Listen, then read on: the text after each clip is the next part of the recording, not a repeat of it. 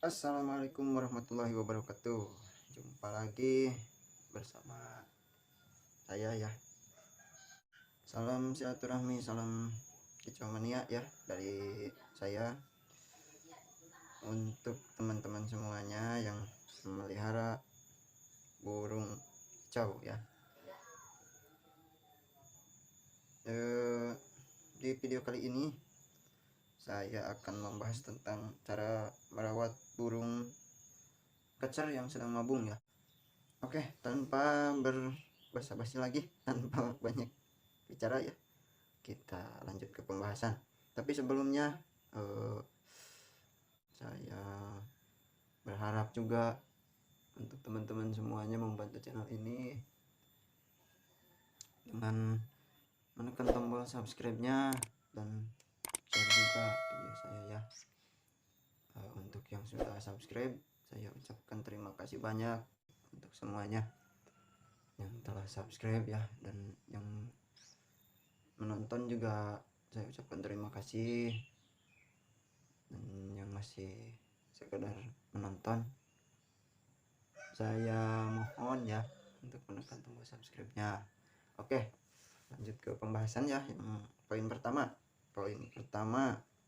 dari pengembunan. Banyak yang bilang ya burung mabung itu jangan diembunkan katanya. Menurut saya ya, pengembunan itu sangat baik ya, karena di jam-jam waktu pengembunan biasanya burung suka beres-beres bulu ya, didis bulu, berarti dia membuka bulu lilinnya ya, memberesin bulu dia. Nah, berarti menurut saya pengembunan itu masih bisa dilakukan ya, karena bulunya biasanya maksimal ya, dia beresin bulunya tepat waktu ya. Terus di poin yang kedua, pemandian normal saja ya. Misalkan teman-teman mandinya seminggu 2 kali karena lagi kejar emosi misalkan ya, burungnya gacor ya, birahi sama emosinya lagi dinaikin, misalkan lagi treatment yang dari video saya yang pertama kemarin yang seminggu 2 kali, masih bisa ya seminggu 2 kali atau ditambah jadi 3 kali biar burungnya bersih, karena sangkar yang kurang jemur biasanya lembab ya, berarti banyak kotoran-kotoran dan bakteri yang bersarang. Jadi saya rasa ditambah jadi 3 kali juga nggak apa-apa, dibersihin kandangnya.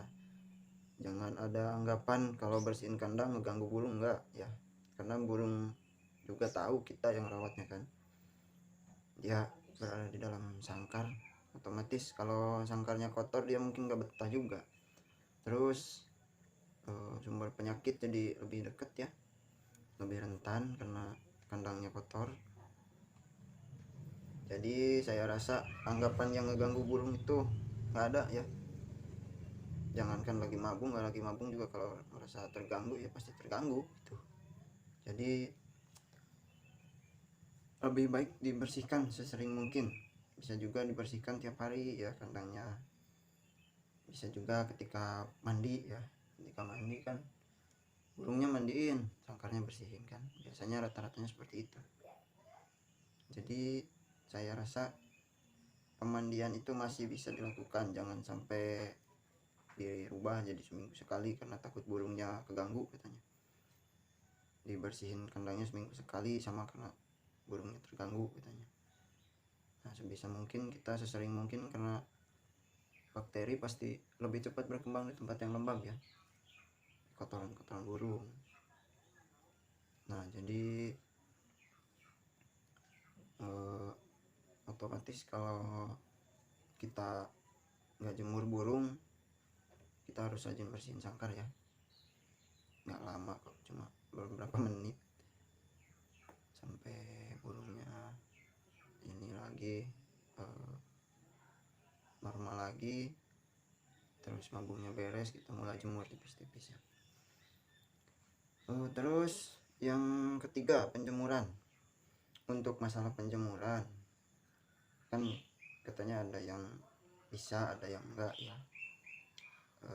Itu menurut saya kan di alam, karena saya juga masih di pegunungan ya. Saya dulu pernah sering ikat-ikat burung kecil ya waktu saya masih kecil. Belum pernah tuh dapat burung yang lagi dorong ekor, misalkan yang lagi mabung, yang lagi dorong sayap atau yang watak ya. Itu belum pernah tuh. Berarti kan burung yang lagi mabung kebanyakan diam, ngumpet kan, sembunyi-sembunyi, dipancing sama burung lagi, sama suara dari MP3 ya. Itu berarti dia kan nggak mau nyari, nggak mau mendekat kan. Berarti kebanyakan burung itu berteduh. Karena pengalaman saya juga waktu itu di burung yang murai, ekornya keriting ya, kepanasan katanya, kata teman-teman. Ternyata bener, burung itu saya jemur tipis-tipis, terus saya lupa, pas dilihat ekornya udah keriting ya. Berarti yang lebih aman itu burung cuma diangin-anginin doang, jangan dijemur dulu. Nah, dari pengalaman saya seperti itu. Tapi yang mau jemur juga, kalau waktunya cuma 5 menit buat ngangetin doang habis mandi atau nggak waktunya mandi, saya sarankan jangan sampai lebih dari 10 menitan lah. Karena pengalaman saya juga kayak gitu, saya jemur tipis-tipis terus lupa ya. Saya makan, saya mandi sebelum kerja, malah lupa lagi berangkat sama istri, diteduhin. Udah hampir 2 jam ya, ekornya udah pada keriting. Nah, jadi kalau mau lebih aman, saya sarankan angin-angin doang. Terus kalau yakin nggak bakalan lupa, 5-10 menit itu masih aman ya untuk teman-teman. Jangan sampai ngalamin pengalaman yang saya alami itu. Karena untuk ngelurusinnya lagi itu harus nunggu mabung lagi, ekor baru bisa lurus lagi. Kalau rawatannya nggak salah juga. Oke, dari penjemuran udah ya. Poin yang keempat itu pemberian ekstra puding. Untuk saya pribadi ya, ekstra puding itu saya berikan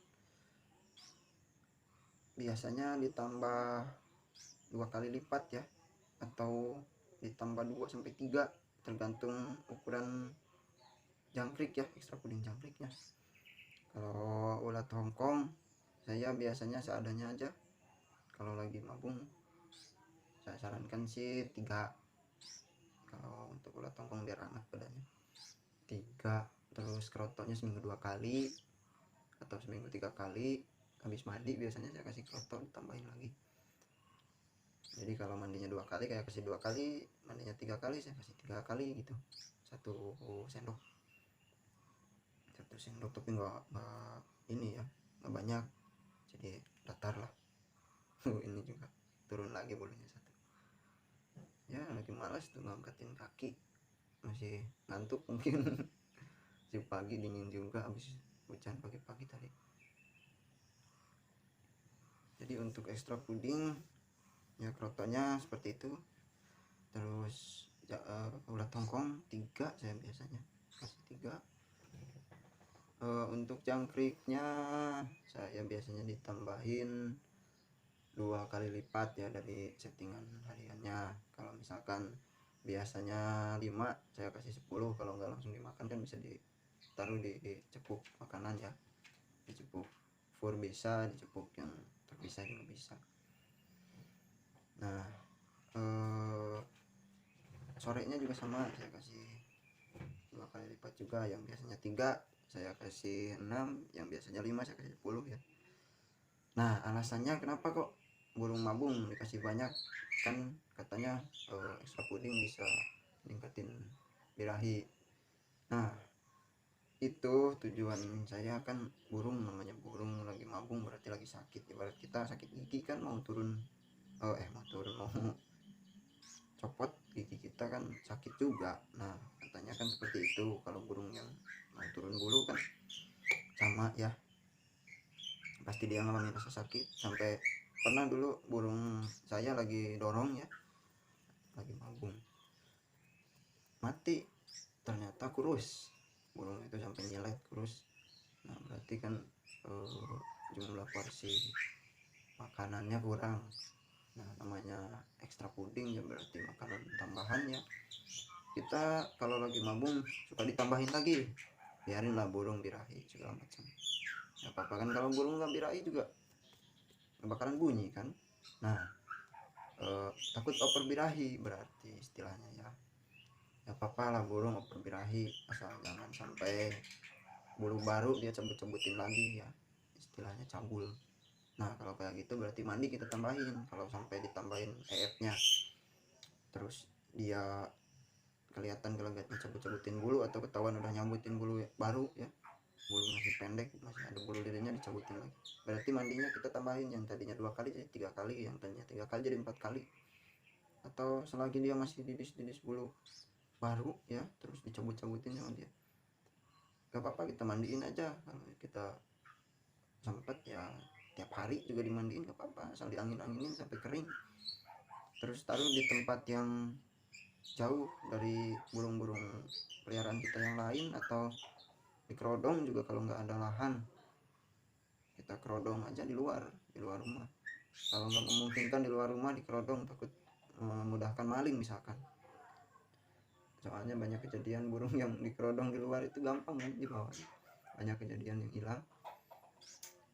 Kita simpan aja di rumah ya, di tempat kita simpan malam hari, tapi dalam catatan jangan di kerodong ya kalau di rumah. Soalnya ya biar nggak jenuh ya, ruang geraknya dirasa sempit ya, terganggu sama kerodong. Kalau terganggu sama orang-orang yang lewat itu nggak apa-apa sebenarnya, justru kita treatment biar burung itu tahu manusia ya, manusia itu bukan ancaman. Jadi burung yang tadinya berapakan bisa jadi lebih jinak ya. Untuk burung-burung lomba kan biasanya nggak bakalan terlalu jinak juga, soalnya dibantu sama umbaran. Untuk pengumbaran juga itu di stop dulu ya, karena terbang gimana aja ini, jangankan terbang jauh kan,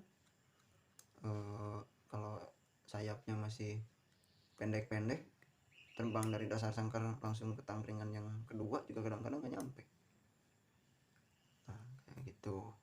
Untuk pemberian EF, kembali lagi ke pemberian EF, jadi EF-nya ditingkatin aja, mau 2 kali lipatnya atau ditambahin berapalah, tergantung ukuran EF-nya. Yang kelima, yang terakhir, pengerodongan. Nah malam hari biasa ya dikerodong.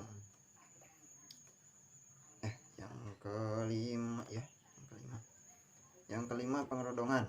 Untuk pengerodongan tadi siang ya, pengondisian habis dikasih EF, habis di angin-anginkan ya, bisa dikerodong, bisa disimpan di tempat yang jauh dari burung lain ya, biar dia tenang, asal jangan sampai keganggu sama burung-burung lain. Kalau sama manusia itu saya rasa nggak apa-apa sih, nggak masalah. Itu pengondisiannya tergantung kitanya, balik lagi sama kitanya, sama logika kita juga kan. Jangan sampai kemakan semuanya sama omongan orang, sama omongan saya juga. Mungkin kalau nggak setuju, logikanya beda, kita ganti aja ya, tergantung sama teman-teman juga, menyesuaikan. Jika tidak memungkinkan kan nggak mungkin juga dilakukan. Oke. Untuk yang terakhir, yang pengerodongan malam hari, usahakan dikerodong ya, takutnya burungnya keganggu sama burung yang lain, terus sama hewan-hewan yang aktif di malam hari juga, seperti cicak ya, toke segala macam. Jadi itu kembali lagi, pengerodongan itu harus ya, di video yang kemarin juga saya udah bahas. Nah untuk masalah pemasteran sama di poin ini juga kan, kalau malam hari dikerodong langsung dimaster ya. Untuk pemasteran yang bilang saya malaman full, itu saya rasa cuma buang-buang baterai doang ya, sama buang-buang waktu kita. Kenapa saya bisa bilang begitu? Karena burung yang tidur yang udah lelap tidur. Jangankan burung, logikanya kita juga kalau udah tidur lupa, nggak dengar juga kan. Nah seperti itu. Kalau misalkan burungnya kebangun, keganggu sama hewan lain misalkan, justru dia malah keganggu juga, berisik sama masterannya. Nah masteran yang tepat itu biasanya habis sholat isya sampai jam 8 jam 9, maksimal 2 jam ya, sampai dia lelap tidur ya. Jadi sebelum dia tidur aja, kalau misalkan logikanya tidurnya setengah jam setelah dikerodong ya, masternya setengah jam atau 45 menit itu udah cukup, soalnya dia udah tidur juga dia gak bakalan dengar kan. Nah yang statement atau anggapan semalaman full itu bisa lebih cepat katanya, justru malah mengganggu, kata saya mengganggu kita juga. Kita kebangun di malam hari dengerin suara burung ya, jadi keganggu juga kan. Burung juga sama, kalau dia kebangun tengah malam misalkan keganggu sama cicak atau sama kakek, dia mau tidur juga keganggu juga sama masteran. Kalau dari pengerodongan yang pertama itu, waktu dia masih mau tidur kan, ibaratnya kita dibacain dongeng kan, hampir seperti itu. Jadi nggak terlalu terganggu dia sambil dia nunggu ngantuk kan, dia tidur ya udah masteran stop aja. Ngapain lama-lama, kitanya keganggu, kitanya juga repot, terus baterai MP3 atau handphonenya juga pasti habis kan kalau semalaman full. Saya rasa yang lebih tepatnya itu setengah jam sampai 2 jam lah paling lama. Oke, saya rasa video kali ini cukup sekian pembahasannya ya. Bila ada yang mau ditanyakan atau mau ditambahkan, silahkan isi di kolom komentar ya, tambahkan di kolom komentar, karena saya juga nggak maksud untuk menggurui, kita sharing, berbagi ilmu ya, berbagi pengalaman di channel ini. Oke, semoga burung peliharaannya semakin bagus ya, terus ownernya juga sehat selalu ya, dilancarkan rezekinya. Wassalamualaikum warahmatullahi wabarakatuh. Kita berjumpa lagi di video selanjutnya ya.